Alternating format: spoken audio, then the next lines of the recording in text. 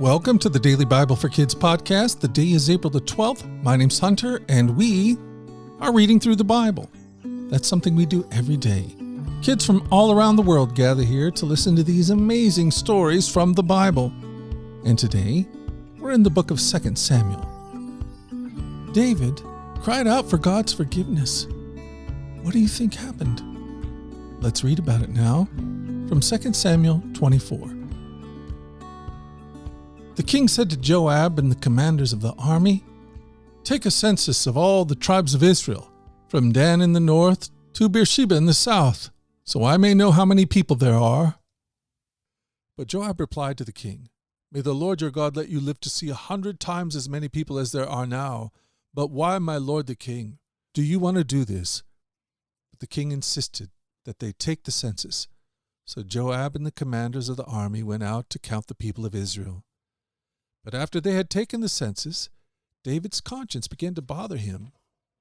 He said to the Lord, "I have sinned greatly by taking this census. Please forgive my guilt, Lord, for doing this foolish thing." The next morning the word of the Lord came to the prophet Gad, who was David's seer. This was the message. "Go and say to David, this is what the Lord says. I will give you 3 choices. Choose one of these punishments I will inflict on you." So Gad came to David and asked him, "Will you choose 3 years of famine throughout your land, 3 months of fleeing from your enemies, or 3 days of severe plague throughout your land? Think this over and decide what answer I should give the Lord who sent me." "I am in a desperate situation," David replied to Gad. "But let us fall into the hands of the Lord, for his mercy is great. Do not let me fall into human hands." So the Lord sent a plague upon Israel that morning, and it lasted 3 days. A total of 70,000 people died throughout the nation, from Dan in the north to Beersheba in the south. But as the angel was preparing to destroy Jerusalem, the Lord relented and said to the death angel, "Stop, that is enough." At that moment the angel of the Lord was by the threshing floor of Araunah the Jebusite. When David saw the angel, he said to the Lord, "I am the one who has sinned and done wrong. But these people are as innocent as sheep. What have they done? Let your anger fall against me and my family." That day Gad came to David and said, "Go up and build an altar to the Lord on the threshing floor of Araunah the Jebusite." So David went to do what the Lord had commanded him. When Araunah saw the king and his men coming toward him, he came and bowed before the king with his face to the ground. "Why have you come, my lord the king?" Araunah asked. David replied, "I have come to buy your threshing floor and build an altar to the Lord here, so that he will stop the plague." "Take it, my lord the king, and use it as you wish," Araunah said to David. "Here are oxen for the burnt offering, and you can use the threshing floor and ox yokes for wood to build the fire on the altar. I will give it all to you, your majesty, and may the Lord your God accept your sacrifice."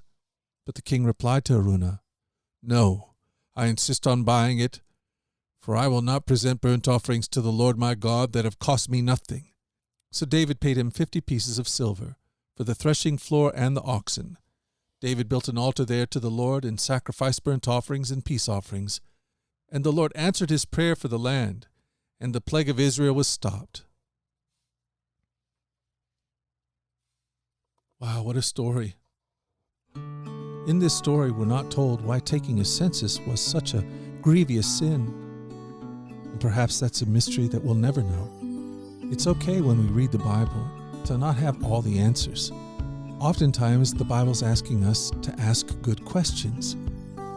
We do know this from this passage, that David was in relationship with God. And we see in the course of David's life that he discovered that God is merciful, that God is loving, that God is forgiving. And over the course of our life, that'll be important for us to discover too.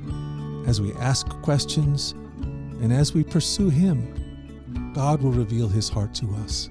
And His heart is good. And that is good news. Well, hey, we've done it. We've done it again. We've spent another day in the Bible. And I plan on being back here again tomorrow to do the same thing, Lord willing. Lord willing, and the creek don't rise, I plan on being here. Until that time, let's go forward in God's joy. Let's let His joy be our strength. And let us always remember this, that you are loved. No doubt about it. Alrighty, I'll talk to you again tomorrow. You guys take care. Bye-bye.